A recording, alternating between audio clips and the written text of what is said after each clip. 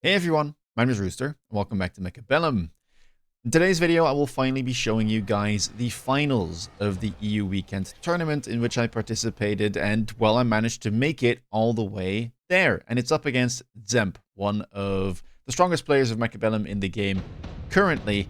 And well, I had been playing relatively safe up until this point. I'd made sure that I picked the packs that I truly thought were the best, which meant that I avoided, I think, at least one elite pack along the way, which didn't look too good and didn't start with chaff. But in the finals, I just couldn't resist, and I felt like, on brand, I did have to go for it. So here we are, elite specialist in a finals with Arclight and Steel Balls, no chaff start.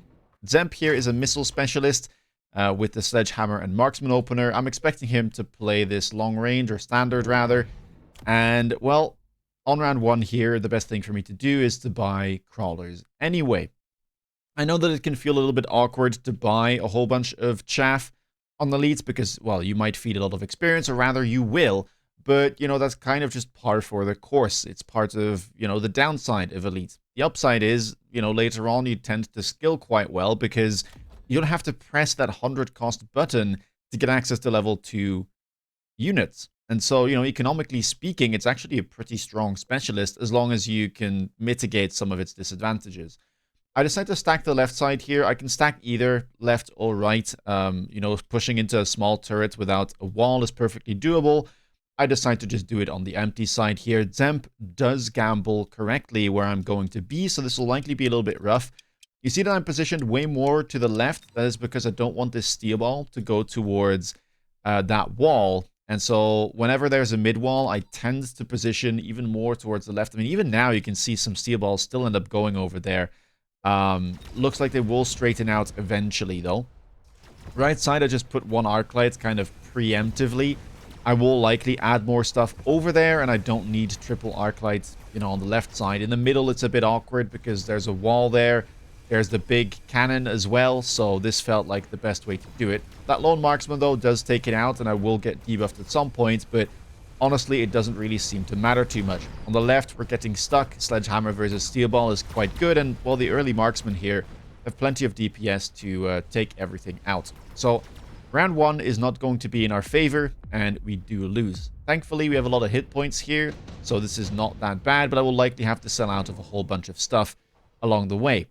Round number 2, intensive training shows up. I decide to skip. It's not that good of a spell on elite. I feel like you're already very, very limited in terms of resources. And, well, even when you're not elite, intensive training can be hard to make use of. So I often just skip it.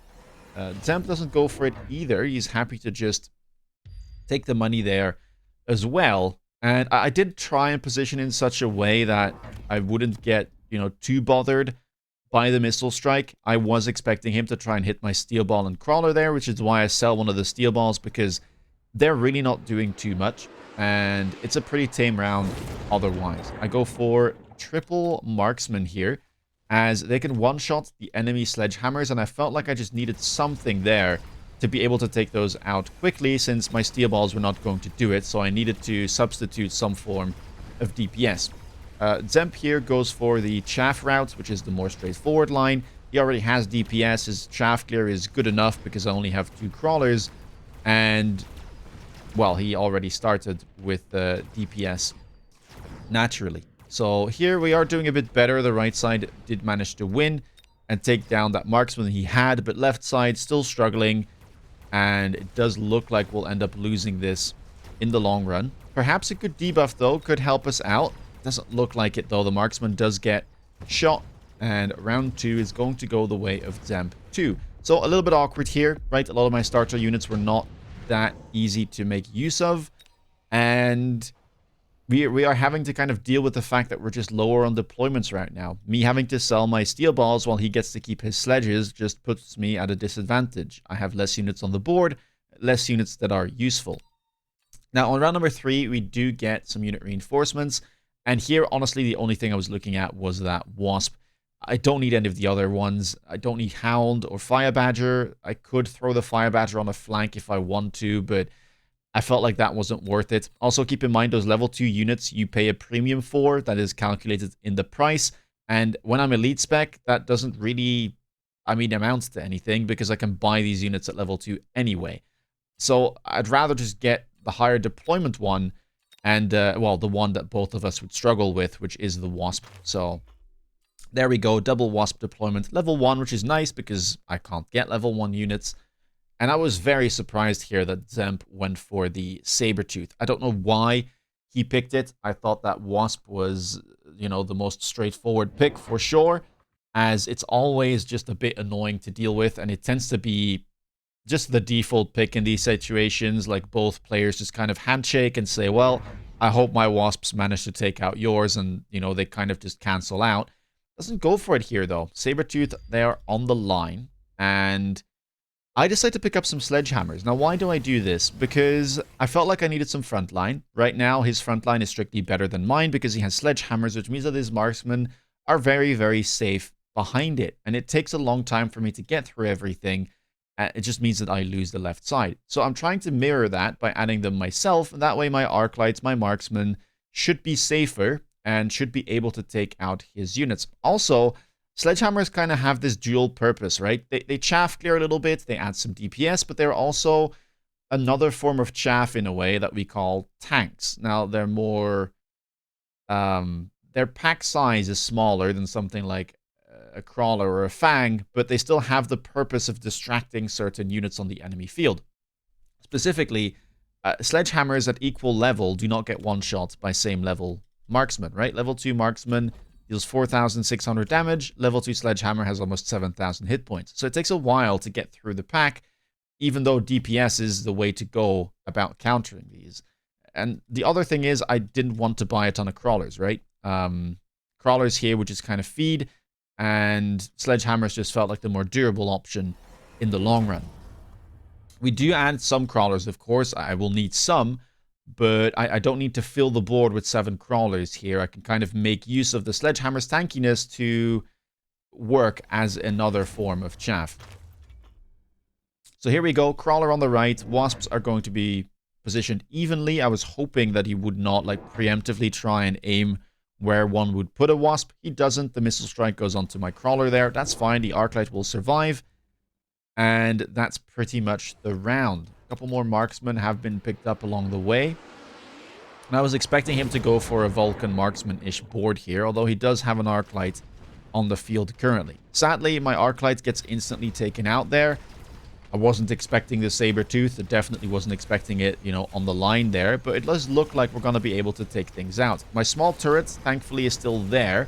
Doesn't manage to kill all the crawlers, but it does a good job of softening them up enough to not get debuffed here. And meanwhile, on the left side, you can see that the sledgehammers have done a great job of evening the playing field. It even kind of looks like we're going to be winning this because we have a couple Arclights that allowed us to get through his chaff quicker. So, successful on the left. Right side, stalled. Did end up losing. Now it's just going to come down to those debuffs. Marksmen, though, are going to have to go through the wall because of where my marksman is currently positioned. Eventually, though, they will free themselves. But a good debuff there allows the marksman to get through the enemy forces.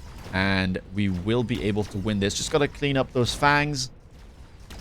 And a lovely round 3 win. So we finally stabilized a bit and we start striking back. Mostly even, though, at this point.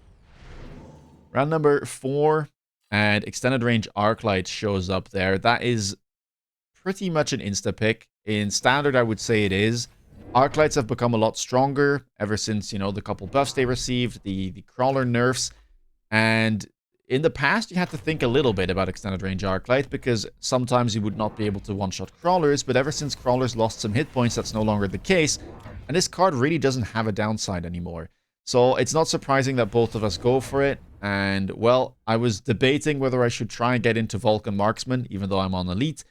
But once I saw this card, I knew that we would have to play some Arclights. So we have 4 on the board. 2 of them are level 2. Opponent picks up 2 more on that left side as well. And we grab a 3rd Sledgehammer on the right here to try and tank. Both to deal with the Saber, which got sold, but, you know, I still need something there.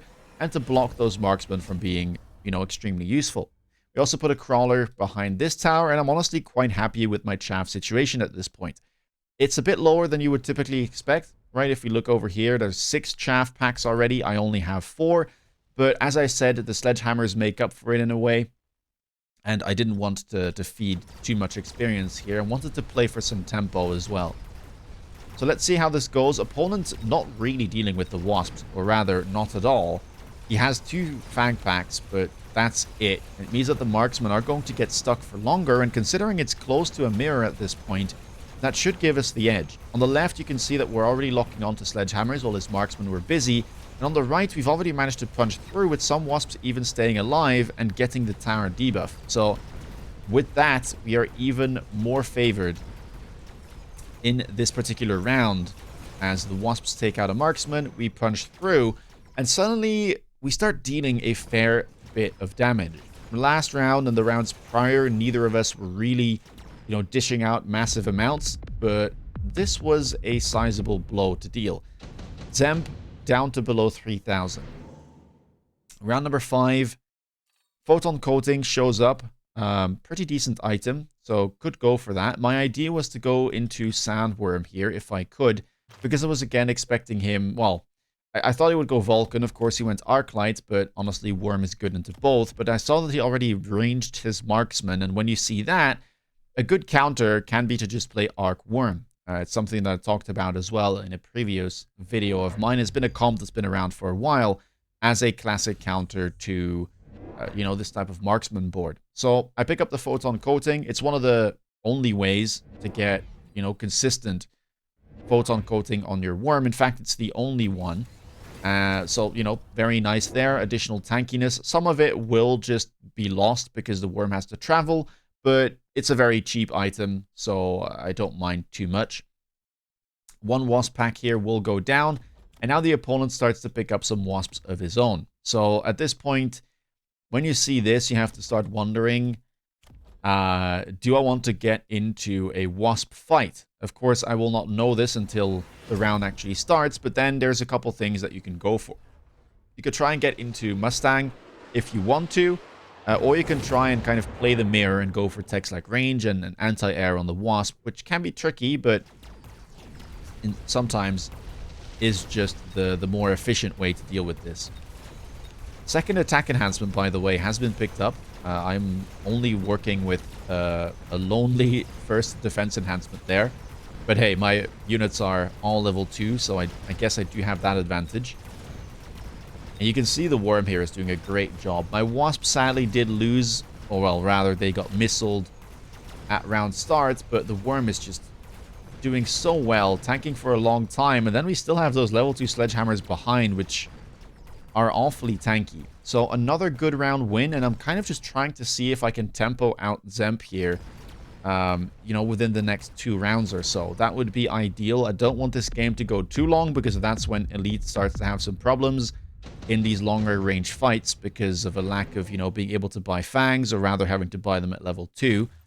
Round number 6, Scorpion shows up. Level 3 Scorpion at that. Gets picked up by Zemp immediately. For myself, I wasn't really looking for anything specific here. I already have anti-air, so the Phoenix isn't really mandatory. The Scorpion's alright, but, I don't need it at level 3. I'm trying to push in, and that's not exactly what Scorpion's good for. So I will simply pick it up, as I think it's sold for the most money, at least, within a single round. And instead, I focus on playing my board with worms and with wasp now. So I decided to go for range enhancement first here on the wasp. I kind of wanted to test the waters and see whether Zemp would go more heavily into wasps. And because I have the level advantage, I felt quite confident. So triple wasp has been added now. And, well, let's see how things go. I tried to mobile beacon this wasp on the right. I thought it would maybe switch things up with the missile strike as he tried to hit this pack last round. Looks like he goes for it again, so sadly we will lose 1 wasp, but at least the other ones are safe, and then we have, a round of respite next round, as both of the missiles will be on cooldown. Range on the Scorpions, 2 more picked up for Zemp. Temp range picked up as well, and you can see them starting to loan round 6, which is a little bit earlier than usual. But again, I'm trying to finish this game within the next 2 rounds. Hopefully I can deal a big blow here, and then round 7, I can go for some type of finisher. This will be tough, though, as Scorpion into my sledgehammers is a bit nasty, and Even though Scorpion isn't the best into Sandworm, at least, you know, until it gets something like Acid or Double Shot. That Scorpion on the left is awfully tanky. Bit of a bug there on the left. My worm is actually out of the ground. Now it's burrowed. But sometimes they just turn invisible for whatever reason. Worm there does well. I would have liked it to get one more chomp onto the Scorpion, but good enough as my Wasps managed to win. They get the tower debuff, and that's again a good amount of damage, sending Zemp to 726 hit points. So definitely possible here to win the game in one round. Portable Shield shows up on round number 7, and immediately I'm thinking, ooh, that is a juicy item for a level 2 Sandworm, effectively turning it into a level 4 Sandworm in terms of hit points. Very, very tough to deal with for my opponent. It doesn't have a great counter to it as of yet. You know, maybe if he buys Acid, he can get through that, but oof, it's a tough thing. Right side of the cell, I decided to sell out of my Sledgehammer. There's a couple of things I'm thinking about here. Either I expect him to go into more Wasps and try to double tech the Wasps with range and AA, hoping that I wouldn't do the same, and then he wins the air fight, or he can go for Fortress AA. Now, because there wasn't a unit drop, I wasn't necessarily expecting him to get into Fortress here. You can see that that is, in fact, what he does, though. But, you know, I was trying to debate whether I should go Aerial Specialization here or Energy Shield. Of course, now that we know that Fortress AA is being clicked, Energy Shield would be better, but I go for the gamble, and I pick up the Aerial Specialization instead to hedge against a big Wasp play. Now, I have a lot of money available here, and I was kind of trying to push into this tower because it's very undefended. A lot of the chaff is all the way back in this square, which means that it's pullable. And you can see me think. First, I decided to buy double worm and really try and hammer down on the right side with, you know, the amount of stats that those two units would provide. But then I think, oh, I really want to get a crawler back here because I think that pull could be super, super useful and maybe grab me an early tower debuff, which would, I mean, put me in a commanding position for the round, right? And I thought, well, this Sandworm again is practically level 4. Surely that's enough stats, you know, in and of itself. So why not use that? Use the money that I wanted to get into Aerial Specialization. And then I undo a little bit more. I do grab AA, but I do not grab the levels on my Wasps because I want to get this crawler back there. The worm also gets moved up a little bit further. I add a missile to try and catch any of the chaff that may go forward so this worm doesn't get stuck hitting chaff. And that is the round that I go for. So a bit of everything, right? We hedge against the AA Wasp play, but we also go on the offense there with a very far forwardly placed worm. It's a bit risky because if this doesn't work, this worm is in a terrible position. I will likely have to sell and reposition it. But if it does work, then I'm very happy. And look at that, right? It's still a level 2 Sandworm. Fortress is okay against it, but not with this level difference. We managed to punch through. The crawlers have a beeline to the tower as some of the units are still trying to catch up from the flank. And with that, we managed to get 9 seconds of debuff. On the left, we're doing good. My Sandworm did die, but I have some Wasps still alive despite that Fortress anti-air. And as some of my Wasps go towards the other tower, another 9 seconds of debuff come through, and my Marksmen finish off the job by killing his Fortresses and killing his Marksmen. And with that, 7 rounds in, we managed to take the win and grab that trophy for the EU Weekend Tournament. So yeah, I was very happy about this game. I was happy I could close it out this fast because this could get dicey moving forward. I do think Elite can struggle long-term in these type of situations, although I will say Sandworm currently is really, really, really powerful. You know, I had to make some choices in the end there. It definitely would have been better to go Energy Shield, especially if I didn't manage to win. But it looked like we were doing good enough either way, right? Some of my Wasps managed to survive the missiles or dodge them, and it didn't really matter because we could just push in, use the item, use the flank, open up the tower, and, you know, finish things before it could get scary. If you like this video, Please leave a thumbs up. Let me know down below in the comments what you thought about it. If you want to stay up to date with my latest content, please consider subscribing. And if you want to see me play live, check me out on Twitch. With that being said, take care, guys, and see you in the next video. Bye-bye.